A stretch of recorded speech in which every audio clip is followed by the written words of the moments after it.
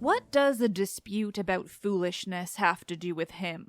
If right and wrong are clear to all, who was ever more senseless than this man, because he never weighed the justice of the case, nor appealed to the universal law of Hellas? For when Agamemnon breathed his last, struck on his head by my daughter, a most foul deed, which I will never defend, he should have brought a charge against his mother and inflicted a holy penalty for bloodshed, banishing her from his house. Thus he would have gained moderation instead of calamity, keeping strictly to the law and showing his piety as well. As it is, he has come into the same fate as his mother. For though he had just cause for thinking her a wicked woman, he has become more wicked by murdering her. I will ask you, Menelaus, just one question. If a man's wedded wife should kill him, and his son in turn will kill his mother in revenge, next the avenger's son to expiate this murder will commit another. Where will the chain of horrors end?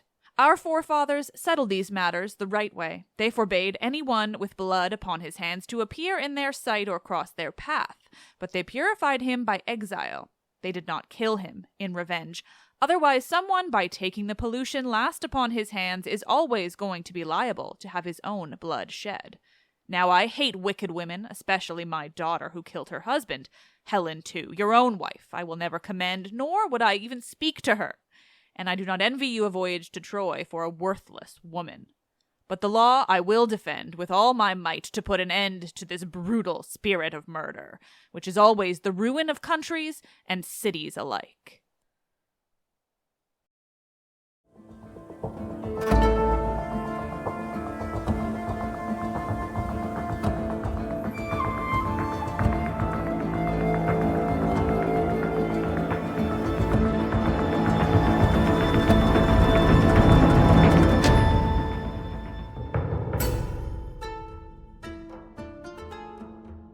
Oh, hi, hello. Lovely to have you here. This is Let's Talk About Myths, baby, and I am Liv. She who just wants to talk about Euripides forever, but knows you all want some variety. So she promises to mix it up after this series, maybe. We'll see. Gods, I love Euripides, because he is perfect. We are back again with more of Euripides' Orestes, one of the most unique takes on the story of that cursed house of Atreus, the murders of Agamemnon and then Clytemnestra after the Trojan War. Just like last week, that long quote at the top, which was a speech that we will get to, and that I just couldn't help myself from reading, is a translation by Coleridge, whereas the rest of the quotes in this episode are from the incredible Anne Carson's translation, which I cannot read entire speeches from. That edition, too, it's called An Oresteia, and it's wonderful because she uses one play from each tragedian, because we have this unique thing where this is the one story where all three tragedians have plays that survive, that cover it. So in this edition, it has Aeschylus as Agamemnon, Sophocles as Electra, and then Euripides as Orestes. I highly recommend. It's a great translation.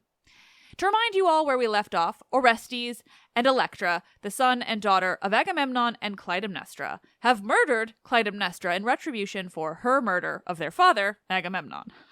Though Orestes was the one who physically killed his mother, Electra was complicit in her own way, and so she holds her own grief and guilt along with him. Though ultimately both still feel as though they did the right thing in killing their mother, because they see their murder of their father as the worst of the crimes. Orestes, for his part, in the physical act, has been hounded by the Furies, who they call the Eumenides, the kindly ones, because humans take great care not to use the name of the Furies, their true name, the Erinyes, instead using this euphemistic Eumenides. Ugh. But it's not just the Eumenides that Orestes has to deal with. The people of Argos are set to convene later that day and vote on whether or not to stone Orestes and Electra to death for what they've done. But for now, he and Electra are just waiting. Of course, they're not alone. Helen is there in Argos with the siblings, along with her daughter Hermione, who is living at the palace during the war under Clytemnestra's care. And Menelaus, too, has joined them at the city, though he's only spoken to Orestes so far. Menelaus is, as much as has been made clear up to this point, sympathetic of Orestes' plight. He certainly didn't mind seeing Clytemnestra killed for what she did to his brother. And finally, we ended last week's episode with the reveal that another important man was joining them on stage. Tyndareus, father of Helen and Clytemnestra, husband of Leda, and he's wearing black, in mourning for his daughter. It's the chorus of Argive women who have pointed this out as he approaches, and at that approach, Orestes is ready to panic.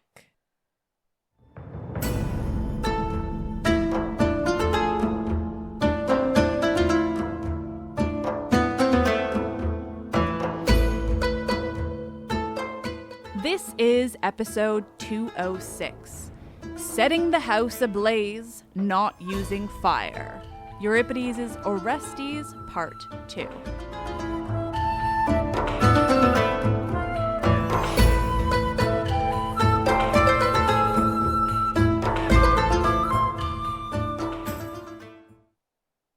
Tyndareus joins the stage and speaks to the chorus. He's asking them where Menelaus is, his son-in-law.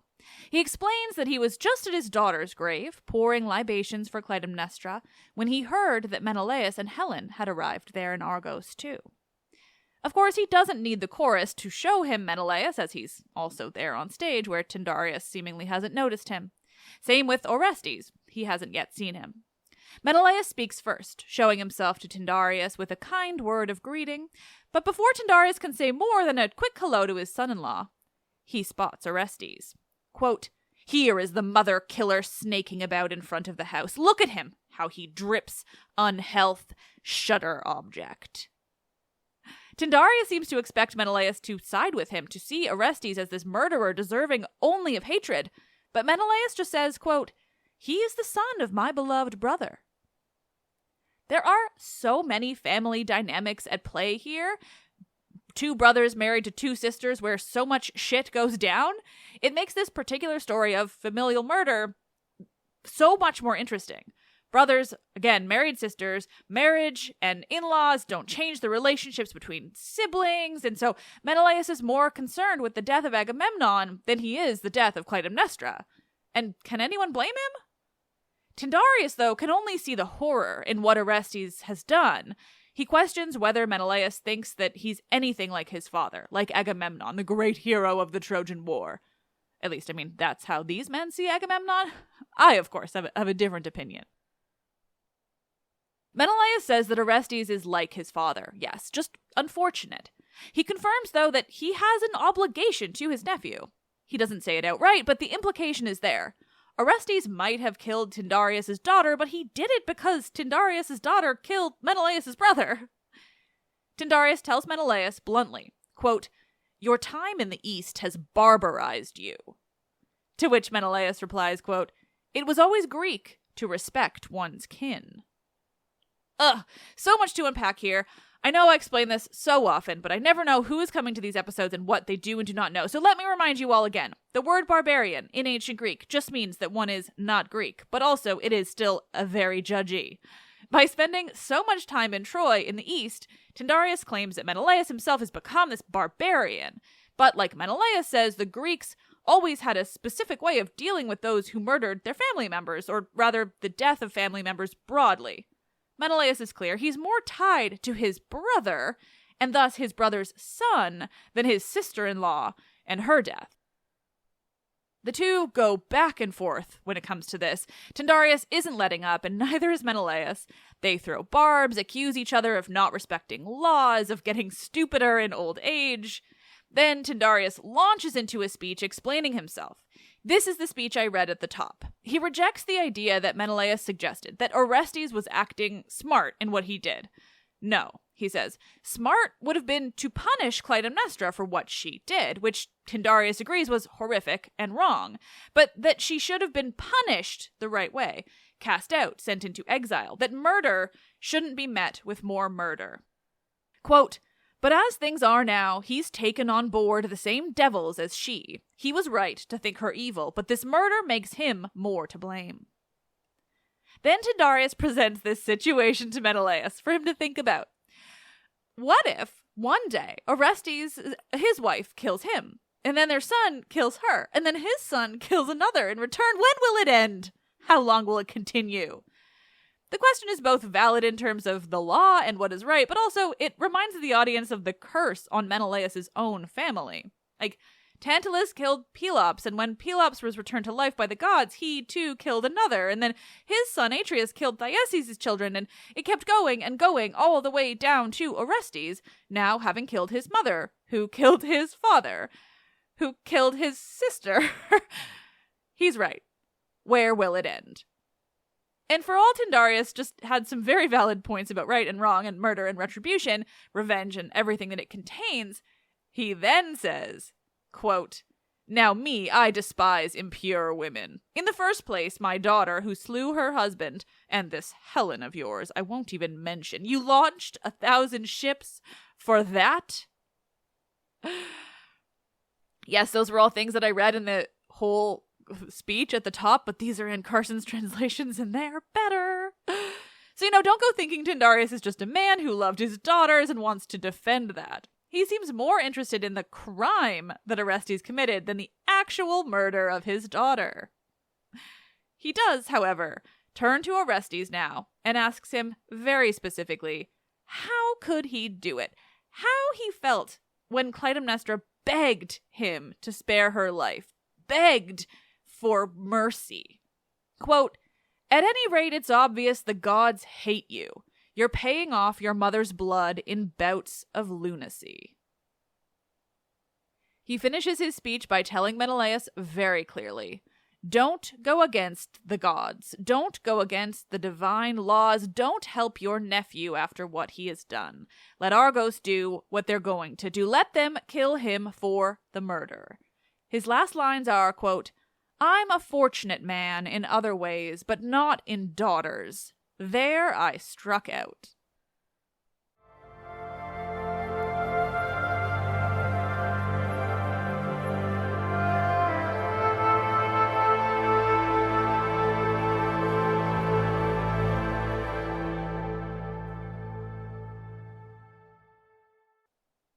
Oh, Tyndareus. Orestes is ready to defend himself against Tyndareus' words. He won't pretend that what he did to his mother wasn't bad, wasn't wrong, but he also won't pretend as though he didn't have good reason to do it. Honestly, normally I would be way more deferential to Clytemnestra, because she's a badass. Like, I absolutely understand why she felt she had to kill her husband, and frankly, I am basically always here for it. But this play is too interesting to spend our time defending Clytemnestra. What's done is done, and looking at Orestes as a character, his motivations, and what's going on in his head, in addition to everything Electra ever says, is far more interesting. Regardless of the fact that both of them just do not understand their mother and are far too invested in their horrible father. Whatever. So Orestes defends himself, or he tries to. He admits that there's probably nothing he can say to Tyndareus to make the man understand him. And that's fine, but he's going to say his piece anyway. He says, quote, "I am unholy, a mother killer, at the same time pious and lawful, a father avenger. It's a contradiction. What should I have done?" He gets it. He killed his mother. That was wrong. But she killed his father, and that too was wrong. He goes on to defend himself more by explaining that Clytemnestra had taken a lover while her husband was away. His own cousin and enemy Aegisthus. Orestes admits that he killed him too. It was all for justice. And then he defends himself against the potential stoning of him to death by the people of Argos, saying that actually, he's helped Greece with what he's done. Because, quote, "Picture this. Wanton women throughout the land, murdering husbands, running to sons for refuge, hunting pity with bared breasts. They'd be killing their men at the slightest pretext." Oh, Orestes, what an absolutely wild fucking thing to theorize. Anne Carson makes an amazing point about this play in that it seems like there are not meant to be any sympathetic characters. Everyone says things that we can understand, empathize with, appreciate, and then they turn around and say and do a bunch of bullshit stuff. And isn't that the more interesting part? We aren't meant to side with any one person, to determine that anyone is more correct than anyone else. We're just meant to watch as this man and his family fall to fucking pieces. And I like that because I can both appreciate Orestes' character and also defend Clytemnestra and also talk about what an absolute batshit and typically male idea this is. That he actually did Greece a favor because what? If he hadn't killed his mother for what she did, then all women across Greece would just feel like they can and should kill their husbands whenever they feel like it. Orestes, dude, get your shit together. Another interesting thing in all of this is that, at least up until this point, no one has really talked about the why of what Clytemnestra did. From past versions of this story, past plays, and sources, we know that Clytemnestra's primary reasoning for killing Agamemnon was that he had killed her daughter, Orestes' own sister Iphigenia, sacrificed her before leaving for Troy. Now, in other versions of this, Orestes and Electra still hate their mother. They don't ever sympathize with her enough to actually understand why she did what she did, but at least that part is, mentioned and acknowledged. Whereas here, Orestes goes on to explain that actually he sees Clytemnestra as having killed Agamemnon simply because she had taken Aegisthus as her lover, while Agamemnon was off defending Greece in war and didn't want her husband to punish her when he returned home. He really makes her the villain in a very real and kind of new way. He even goes so far as to not only blame Tyndareus for even fathering Clytemnestra to begin with, but he compares her to, yes, you guessed it, Penelope. Because what so-called bad woman isn't compared to perfect and pious Penelope? Orestes says, quote, "Look, Telemachus didn't have to kill his mother. Why? Because she wasn't piling husband on top of husband." What a fucking sentence. This whole play is making me cackle with every wild statement. Husband on top of husband. Still, Orestes keeps going, finishing off his speech by saying, anyway, ultimately it was Apollo who made me do it in the first place. He should be able to call upon Apollo to clear him of this charge. His last line is, quote, "No, don't say my deed was evil. Unlucky, sad, disastrous, yes, not evil." To which the chorus of Argive women very ironically reply, quote, "Women always complicate things, don't they?" And then Tyndareus decides that not only will he now make it his mission to convince the people of Argos to punish Orestes with death, but that he will do the same for Electra. And to pile on to this talk of women complicating everything, he adds that he believes that she, Electra, is even more guilty than Orestes, that she deserves death even more than him, that it was her who turned him against their mother in the first place, telling him horrible things about Clytemnestra and Aegisthus. Quote, "It was Electra set the house ablaze, not using fire." It's always the woman's fault, isn't it?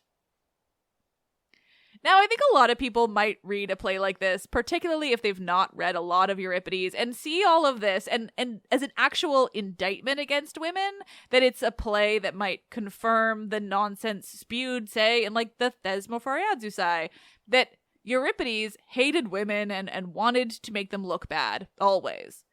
Instead, I read this and I see the very obvious irony that's implicit in every line. It's the most obvious in the chorus of women amidst a time when Euripides only ever had choruses of women saying that women complicate things. Or the way that Electra is suddenly, seemingly out of nowhere, more to blame than Orestes. It feels like commentary, irony, more than anything actually against women as people. Tyndareus finishes by telling Menelaus again not to help Orestes and to stay out of Sparta if he's going to take on criminals as friends. And with that, he leaves. And we all just kind of forget the fact that Menelaus is meant to be the king of Sparta. I mean, Tyndareus used to be, but I think we're still to believe that Menelaus is currently the king. It's interesting, but ultimately not the point. Tyndareus is gone, leaving Menelaus and Orestes on stage alone with the chorus once more.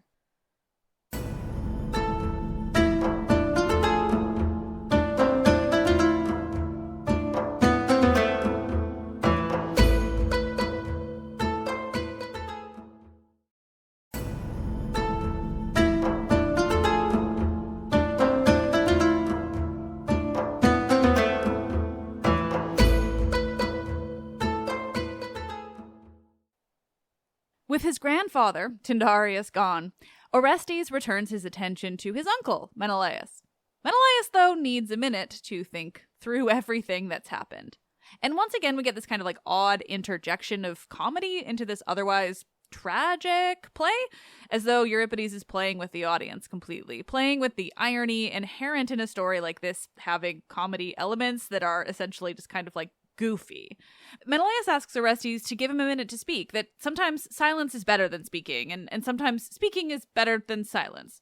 To which Orestes just says, yes, and sometimes a long-ass speech is the best option. And then he launches into exactly that. And he starts it by telling Menelaus that he's not asking for a gift in his request for his uncle to save him, but what he's owed for Agamemnon's acts on behalf of Menelaus. So strong start, like just, you owe me one, man, for what my dad did. He goes on to explain, quote, just as my father undertook to do wrong, to make war on Troy, not for his own sake, but to put right the offense to your wife, so you must give back a wrong for a wrong. Orestes is lucky his father did something so utterly absurd for his brother, or he'd be well and truly fucked right about now. And Orestes really just keeps pushing it and ensuring that he makes clear that from where he's standing, he's asking for the bare minimum from Menelaus after what Agamemnon sacrificed. He points out that he's only asking for 1 day from Menelaus, whereas Agamemnon gave him 10 years. Oh, and he finally brings up the death of his sister, Iphigenia, except that it's in reference to yet another sacrifice that Agamemnon made on behalf of his brother. Nothing about her or Clytemnestra's feelings towards that murder.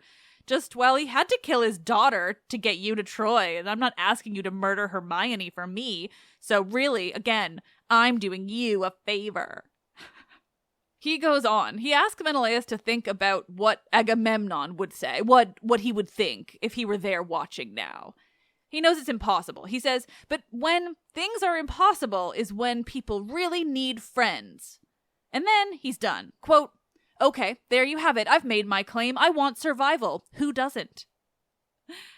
But of course, the next person to speak isn't Menelaus, but the chorus, again, with this odd use of women. Quote, I'm only a woman, but I beg you to help those in need. You have the power.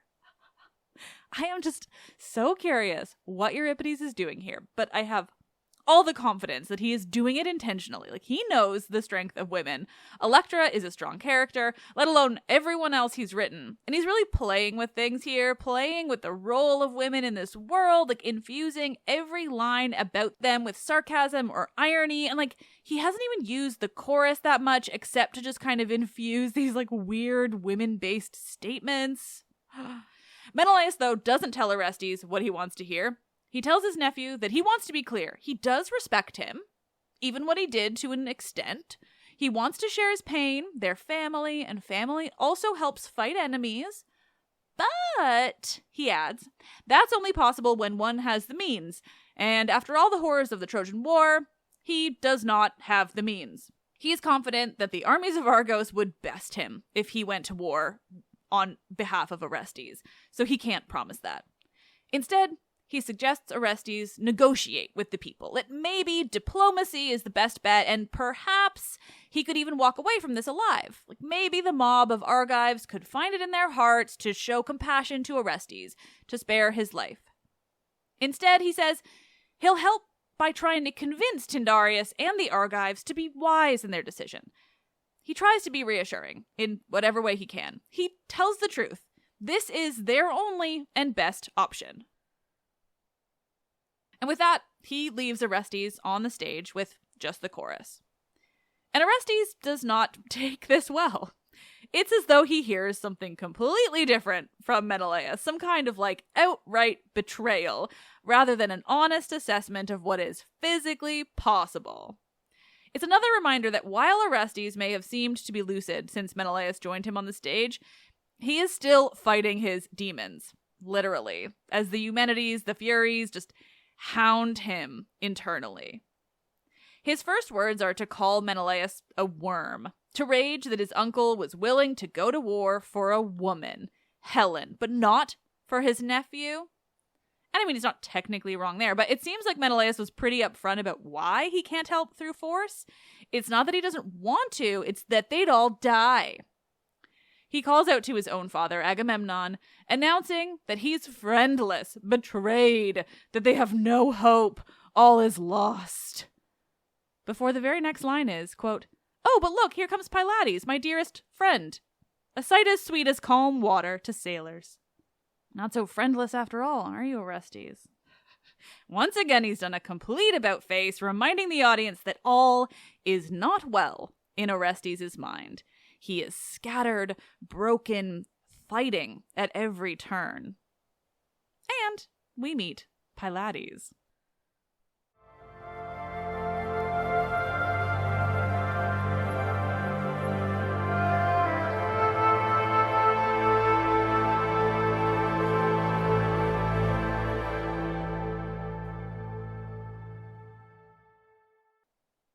So we meet Pylades, Orestes' dearest friend, and a figure that is, frankly, not unlike Patroclus to Orestes' Achilles. It's not as obvious, and the same argument for them being romantic can't necessarily be made, but they are very, very close. Pylades' first lines include, quote, "How are you faring, dearest, sweetest, best of friends? You know you are all these to me." He tells Orestes that he's heard the news, that he and Electra are, almost certainly, set to be killed later that very day by the people of Argos. And, well, if Orestes is lost, Pylades is too, he explains. And I again say, Achilles and Patroclus vibes. The pair have a round of back and forth lines, a stickamithia, as I always want to tell you because it's the best word and describes this kind of like quick exchange of words between characters. They talk of Menelaus, how he's in town, but he isn't willing to help Orestes. They speak of his wife, Helen, and Orestes even says, quote, "Oh, I think she runs the ship." To which Pylades asks, quote, "Where is she, that weapon of mass destruction?" And I say again, I do love Anne Carson's translations. And I am fascinated by the references to women in this play, the near obvious tongue-in-cheek nature, particularly when it comes to this character, and when one imagines that Euripides staged his very sympathetic and very pro-woman play, The Helen, just 4 years before this play. The pair continue to explain what's happened, with Orestes telling Pylades what he asked of Menelaus, his uncle's answer, explaining where everyone is right now, how Tyndareus is there too, and oh, do they keep talking shit about Menelaus? Orestes is pissed. Then it's on to the vote, explaining that the citizens of Argos are set to vote on his and Electra's death very soon, maybe even now. When this prompts Pylades to suggest that maybe they run. Orestes notes that it isn't possible. They're surrounded with guards stationed at every road. Quote, "Our house is beset like a town under siege." Pylades now takes to telling Orestes what's happened with him. And, well, much like the deal with Orestes, it's not good. Pylades, you see, helped Orestes with the murder of Clytemnestra, and he's going to pay the price too. He tells his friend that his father has forced him out of his home, and while that's not been easy, he says, quote, "But I'm no Menelaus, I can bear this." Which, I mean, low blow to Menelaus, but I love it. Pylades goes on to explain that he's not afraid of the Argive people, they're not his people. The two debate the notion of mobs generally, whether they can be reasoned with at all. They're trying to figure out what to do, but in doing so, they're providing a commentary on like mob justice and justice broadly. Remember, for all the Greek tragedies are typically about stories from ancient Greek myth, they're also usually telling us something about Athens at the time. In this case, this is the last play that Euripides put on in Athens before he basically went into voluntary exile in Macedonia, giving up his homeland in favor of a power that was slowly growing and would eventually take over the Greek world. This is before Alexander, mind you, and Philip probably, but not too long. That Euripides did that, left everything he knew, his career, which was flourishing, he left everything for a place very far to the north, and that this was his last play? It is saying something, even if, frankly, we don't entirely know what. But for all this is absolutely speaking to Athens as a city at this time, these two friends are also just determining their own fates in whatever way. They discuss the possibility of speaking with the Council of Argives and attempting to plead their case. And for all I'm trying to succinctly explain this bit, their conversation is done in a fascinating way, so we're going to look at it like a little bit closer. Again, this is a stickomythia, so it's that quick back and forth of sentences. But there comes a point where Orestes and Pylades are finishing each other's sentences, which I'm going to try to convey here. Quote, "Start with me going to the Argive assembly to tell them that your actions were just in avenging my father, and although they are eager to seize you, I won't cower in silence and die." That was obviously each of their lines. It's hard. I'm not going to spell it all out. Anyway, it's not only a brilliant way of conveying what both men are thinking, but it really reminds the audience of their relationship. They are very close. Maybe in some kind of romantic relationship, though. Again, it's very safe to say either way that they could be just very good friends. But they would do anything for each other. And they know exactly how the other will behave. But they're not convinced this would work. Like, maybe it would be better to run, they theorized. But again, they were talking about how impossible that was. It would be difficult, but if they managed it, it would be safer than staying in Argos. Now, the question now is whether or not he will tell Electra before he leaves, to which Pylades says he shouldn't. Orestes says that she would cry if he did, and Pylades think that that is a bad omen. So once again, we get this really interesting thoughts on women. But they don't dwell for long on what Electra would say, and if she should be told at all. Instead, Orestes returns to considering what started the entire play. Those Eumenides that have been hounding him within his own mind.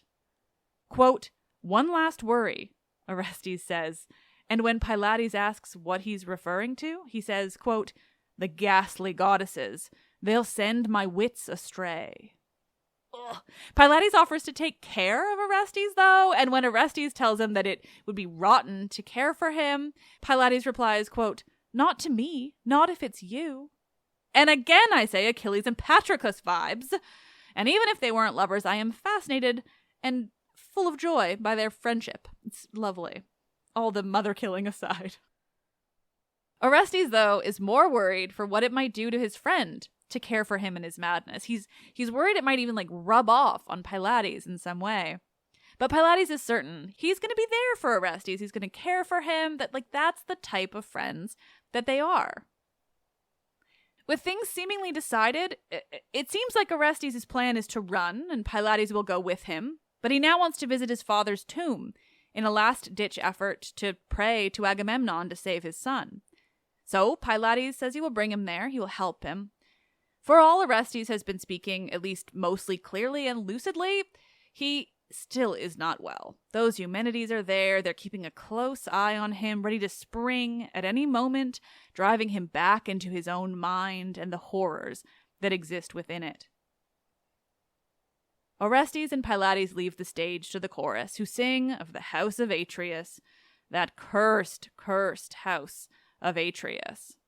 Quote, "Because in ancient days from ancient ways came strife and hideous feasting, slaughter of children, blood for blood, endlessly being paid back." They continue to sing of the acts of this family, of the mistakes, the beliefs in righteousness, even when there's murder involved, of Orestes killing his mother, even as she cried out to him, as she screamed, quote, "Child, your act is unholy. Don't make yourself infamous just to gratify your father."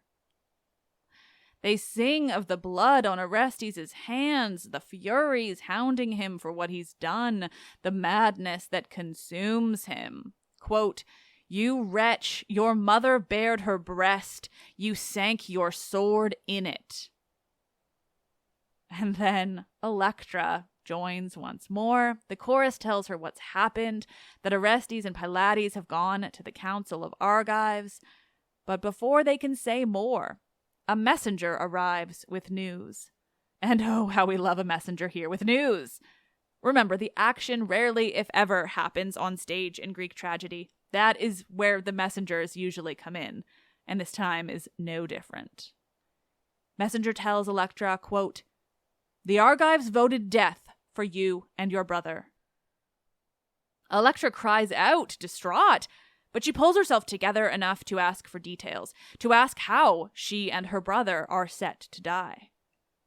the messenger explains how he learned this news in the first place. He just happened to be there, actually. He'd come to speak with Agamemnon, who always gave him charity when he needed it, and instead he came upon this assembly of Argives set to vote. The assembly who had just noticed Orestes joining them, that he'd shown up for his own trial, which then began. An old friend of Agamemnon started it. He spoke of Agamemnon's glory but little of Orestes' guilt or innocence, instead preferring to prioritize the glory of Agamemnon in this attempt to detract from what Orestes has done. But it was clear that he was beholden to others in the room who weren't necessarily on the same side. So then Diomedes spoke, the messenger tells Electra. Diomedes was in the war with Agamemnon, a warrior, and he supported exiling Orestes rather than death. Some agreed with Diomedes, the messenger goes on. Others did not. Another man rose up to speak. He spoke in favor of your death by stoning. At that, your grandfather Tyndareus spoke up in agreement. He voted that you and your brother be stoned to death. It continued like this, some speaking in favor and some speaking against, some even suggesting that they should crown Orestes as king for how he avenged the death of Agamemnon, how he killed the godless Clytemnestra for her crimes. This man worried that women would behave in similar ways with their husbands off at war if they did not condone the death of Clytemnestra. And then Orestes himself spoke up in his own defense. He speaks similarly to that earlier man, explaining that he was fighting for all of them in the same way that Agamemnon did when he killed his mother, because truly, how women would take advantage of their situation if Clytemnestra was not seen as the criminal. Quote, "If murder of husbands is granted to women who will escape death, should we be their slaves? It's all upside down. She was the criminal." Gods, it's fascinating. These obviously ridiculous arguments. I almost think of this play like as a reaction to Aristophanes' Thesmophoria. Like, Euripides saw that nonsense that Aristophanes spewed, which was only like 3 years before this, about him giving up women's dark secrets, about all the horrible things they secretly did or wanted to do. And it's like, he saw that play about him and thought, well, maybe I'll give them all that play. A play where the fear is that women will do the unthinkable if they're even given the chance. That, or he was writing some kind of commentary on the lives of women broadly, like this idea that they saw their own lives as so bad that they were all of them, always willing to kill their husbands and were just merely waiting for the opportunity. Whatever he's doing here, I am just obsessed with how weird and interesting and like obviously absurd it all is. But the messenger isn't done. Orestes, he says, persuaded some with these arguments, but not all. In the end, the vote was for death, though not stoning. That much Orestes was able to convince them of. Their deaths would come at their own hands, rather than the Argives. And with that, the messenger tells Electra that Pylades is bringing Orestes to her now. Quote, "They're both in tears, you'll see, bitter spectacle. So get your sword ready, or rope, however you wish to die. Your noble birth has been no help to you, not to say Apollo on his famous oracle seat."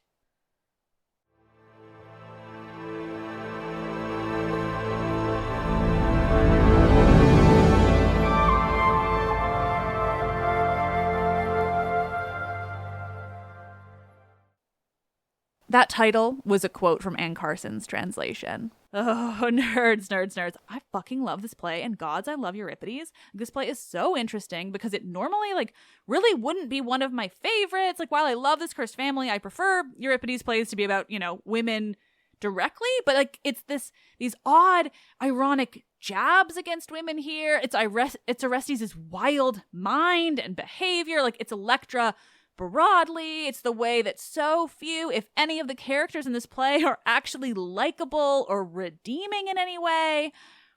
He was playing with so many things here, and I love him for it. This has been so much fun to read and write about. I cannot wait to finish it off next week with, an enormous bang. Deus Ex Machina and all that. And this episode is long enough, and I am really trying to make sure that this play doesn't run to 4 episodes. So with that, here's a very brief and lovely 5-star review from one of you amazing listeners. This one is from a user called Varamu from the States. Amazing! The best mythology show. I love the feminist approach. Thank you for helping bring forth women of antiquity. Thank you! I love that I'm doing that. Let's Talk About Myths, Baby is written and produced by me, Liv Albert, Michaela Smith, the Hermes from my Olympians, Gods. Michaela does everything. She's just the absolute best. Couldn't do it without her. Same with Stephanie Foley, who works to transcribe the podcast for YouTube captions and accessibility. The podcast is hosted and monetized by iHeartMedia. Help me continue bringing you the world of Greek mythology and the ancient Mediterranean by becoming a patron, where you'll get bonus episodes and more. Visit patreon.com/mythsbaby or click the link in this episode's description. Thank you all. My job is so fucking cool. How is this real? I am Liv, and I love this shit like so fucking much. Euripides.